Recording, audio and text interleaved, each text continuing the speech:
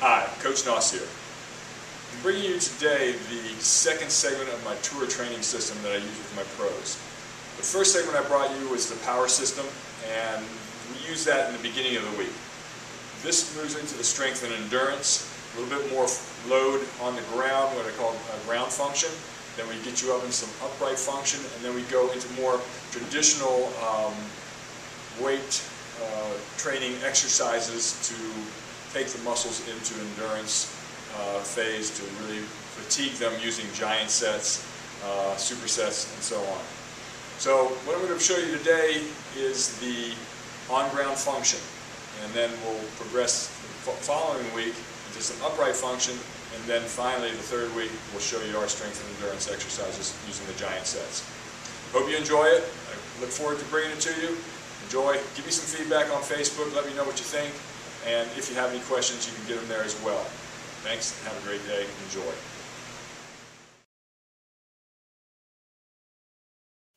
First thing I'm going to show you is a little Redux. We've already shown you this before in previous videos that we had, but I'm going to put it all together and we're going to add a few new wrinkles into it.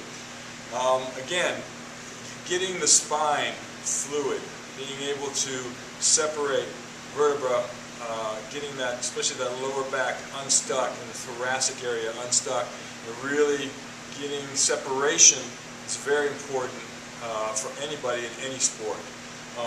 It's going to delay injury, it's going to make you more fluid in your swing, you're going to be able to get better separation. So I always start out with what I call the 5-segment bridge. What you want to do is you lay down, you bring your hands to the backs of your feet.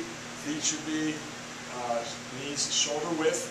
And what you're going to do is you're just going to simply rock your hip up. Think about your vertebra as a big chain. And you want to peel, each vertebra is one link of that chain. You want to peel a link up and then put it back down the same way you picked it up. Now I'm going to be talking through this, but I want you to go with your breathing. So you take a deep breath in, exhale, links up, and take a deep breath in, exhale, the links back down. So we want to do it in 5 segments, just in this lower area below the navel. Then we're going to take it up to the navel. And I want you to do that 5 times with your breathing in each segment. Then we take it up just below the rib cage. And at this point, it's going to get a little harder to get that separation because that thoracic area really wants to come up in one big chunk. Now we're going to go right below the pectoral muscle. Really think about separating it up, bringing it up, and laying it back down. Now we're going to take it up just below the collarbone. And again, this is going to be a little tougher. You're going to have to take some time to practice and really feel that separation. So you do 5 in each position, and then finally you'll go all the way up to the shoulders.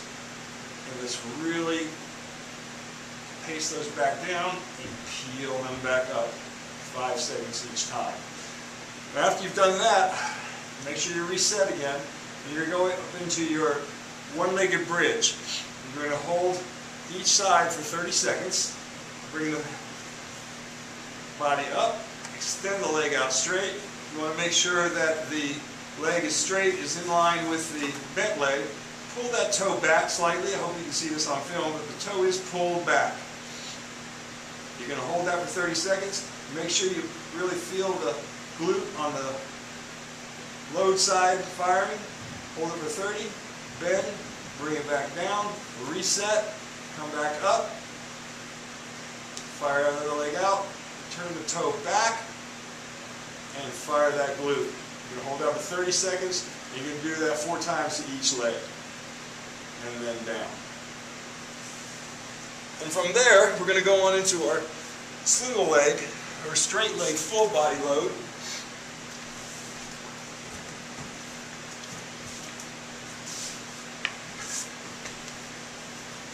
Now, with this, you're going to get your feet up on the ball. Now, if you have problems with the ball, you have problems. What we're doing with the ball is, again, proprioceptively working on balance. If it's difficult for you to begin with, you can go ahead and do it on a chair or on a bench until you get comfortable with the actual load lift. So from here, Arms at your side, 90 degrees, and you're just going to lift the body with your breath. Take a deep breath in, exhale as you come up. Deep breath in, and lower back down. Inhale, exhale up. Inhale, exhale down. You're going to do that 5 times in that position. Then we're going to add a little bit more instability to the movement.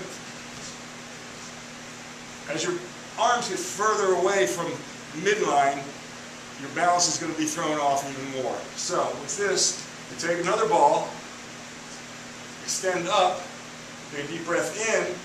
As we squeeze our body up, we want to squeeze this ball. So you can see my balance is starting to be affected. So when I come up, squeeze. Now it's taking away that stability of the upper body, and when you feel yourself start to go, come back down. So take a deep breath in, exhale up, squeeze through the whole breath, inhale, exhale down. Do that again, inhale up,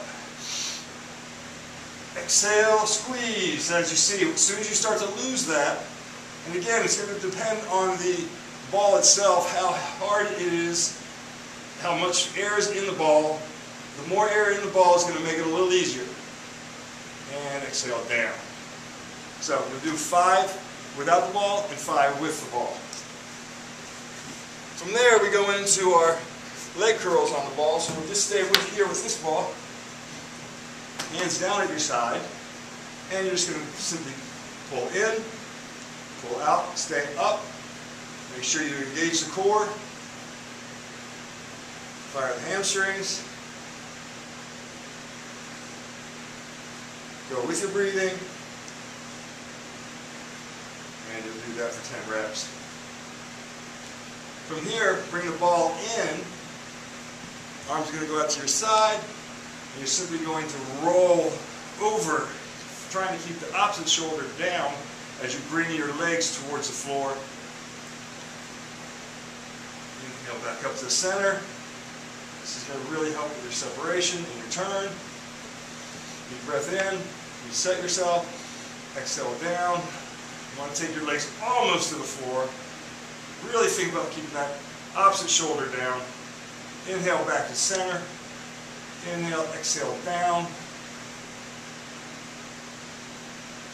Take it and really feel that stretch and bring it back to center again. You'll do 10 to each side.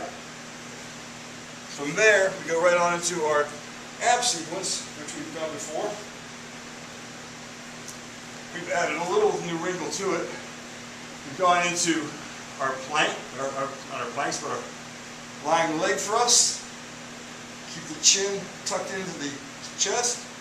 I like to keep my tongue on the roof of my mouth behind the upper teeth. Keep the hips, the knees over the hips, so that it is just the lower part of the abdominals. You don't want to be coming back this way with it. You'll do about 30 to 50 of those. You'll come down, and now you'll come up onto your sits bones.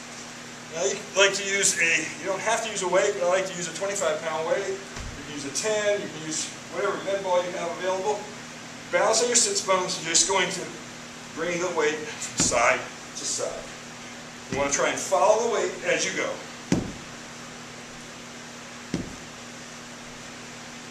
You do 10 to 20 reps on each side.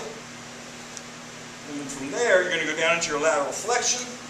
With this one, you're going to extend your arms up. Keep yourself in a contracted position. It's almost like you're driving the steering wheel of a car. So the shoulder blades are extended. Abs are contracted as you go into your lateral flexion. So this just adds a new twist to that lateral flexion movement that we've done in the past. Do 10 to 20 on each side. And from here, you can go into what is commonly referred to as a janda crunch. But since we don't have a wall, I just put my feet up, cross them over, bring the weight from the chest up and squeeze.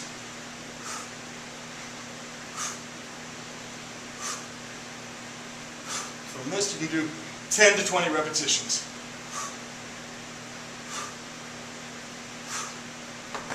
There you have the ab sequence. And from there we go into our plank sequence. With that, I showed you that before, but on the last posting I had on Facebook, but we'll go through it quickly one more time. If you have any questions or I want to see a little bit more of it, check out my Facebook page. So, we start with the bottom leg in line with the spine, shoulder, elbow right underneath the shoulder. We're going to come up into that plank position. We're going to hold from 10 to 30 seconds. Then we're slowly going to roll, making sure we keep the core engaged into our middle plank. And come back up to the other side. As you can see, the foot placement maintains the same. You just roll over onto the toes. Come back to center. Now we're going to do the side one 2 times, just in this, like this position. 10 to 30 seconds in each one. Slowly rolling into each position. Make sure you keep the body nice and flat, square. Now, on the other one, I want you to bring your feet together, and you're going to come here, and all you're going to do is pulse for the 10 to 30 seconds that you're doing it. Go to the other side, and roll back over, and do the same thing. And then from here, I want you to take it into that leg lift position. So now all you're going to do is lift the leg for that 10 to 30 second position. Make sure you maintain that core. Do it back to center, and then the other side. Then from here, we're just going to go into our Supermans. Make sure your hands are underneath your shoulders, knees under your hips. You're going to just come in, looking in at the knee, extend out, and bring it back in. Again, go with your breathing. This gives you a good time to normalize coming off the planks. You're going to do 10 to 15. Make sure you look in at that knee and look out at the hand and extend. You'll do that 10 to 15 reps on each side. From there, we're going to go into our cat-cow. Just extend down, looking at your navel, come up, let the abdominals drop and relax. Exhale up. Inhale down. Exhale up. Inhale down. And then from that, we're going to go into our total load on the Supermans. From here, you're going to go into your push-up position. You're going to extend one leg out and one arm out. Bring it back down. Again, go with your breathing. Extend one arm up, one leg out. Again, take a deep breath in. Exhale up. Inhale. Exhale down. Inhale. Exhale up. Inhale down. Now, from there, just to give ourselves a little break before we go on to the next motion, go into our child to hero pose. From here, you want to sit back, spread your knees as far as you need to make it feel comfortable. If this still puts too much pressure on the knees, you can put a bolster underneath your butt. And bring your hands, walk your hands out, head down to the mat, and just relax. Deep breath in, exhale out. Deep breath in, and exhale out. Now from here you want to bring yourself up into your hero pose. Again, a couple deep breaths. And feel the stretch through the anterior tib and quadriceps. And deep breath in, exhale down, back into child's pose.